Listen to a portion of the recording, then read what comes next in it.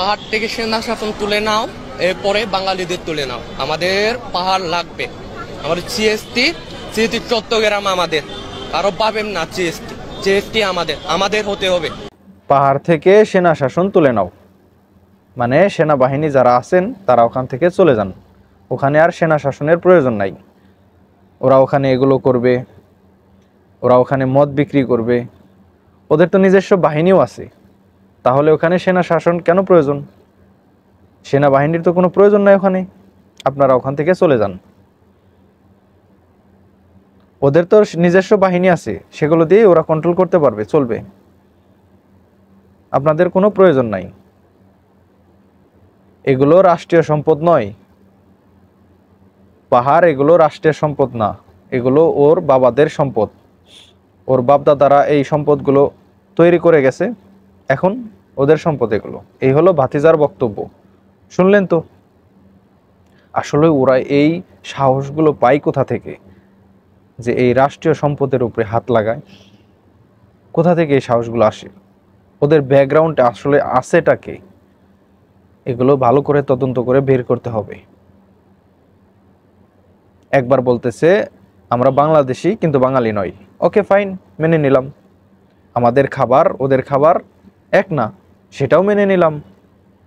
এখান থেকে সেনা শাসন তুলে নিতে হবে, সেটাও মেনে নিলাম। তোমরা সন্ত্রাসীদেরকে দিয়ে সেনা সদস্যদেরকে হত্যা করবা, সেটাও মেনে নিতে হবে। তারপরে পাহাড়গুলো কেটে সমতল ভূমি করে ফেলবা, সেটাও মেনে নিতে হবে। পাইছোটা কি তোমরা? চট্টগ্রাম সহ 3টা পার্বত্য অঞ্চল আছে, রাঙামাটি, খাগড়াছড়ি, বান্দরবন, এগুলো ওরা দখল করে আছে। ওরা আলাদা কেন হতে চায়? ওরা কি চায় এগুলোকে আলাদা একটা দেশ হিসেবে তৈরি করতে? দেশের আইন তারা মানতে চায় না। এই সাহসটা কোথা থেকে আসে তাদের? তারা কি আসলেই কোনো ধরনের গ্রুপ তৈরি করতেছে? তাদের যে গ্রুপটা আছে, যদি তৈরি করে থাকে, এই গ্রুপটা আগে ভাঙতে হবে, তদন্ত করতে হবে ভালো করে তদন্ত করে তাদেরকে দৃষ্টান্তমূলক শাস্তির আওতায় আনতে হবে, তাদেরকে কঠিন শাস্তি দিতে হবে। এত বড় সাহস, এত বড় স্পর্ধা কোথা থেকে আসে এদের? এত বড় কথা বলার সাহস কোথা থেকে আসে? কে দেয়? ওদের ব্যাকগ্রাউন্ডে আসলে আছেটা কে? এগুলো খুঁজে বের করতে হবে।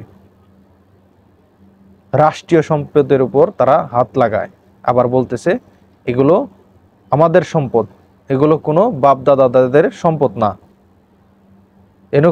এখানে চট্টগ্রাম পার্বত্য অঞ্চল যে দুর্গম পাহাড়গুলো আছে, তারা বসবাস করতেছে, এগুলো সবই তাদের সম্পদ, এগুলো কোনো রাষ্ট্রের সম্পদ না।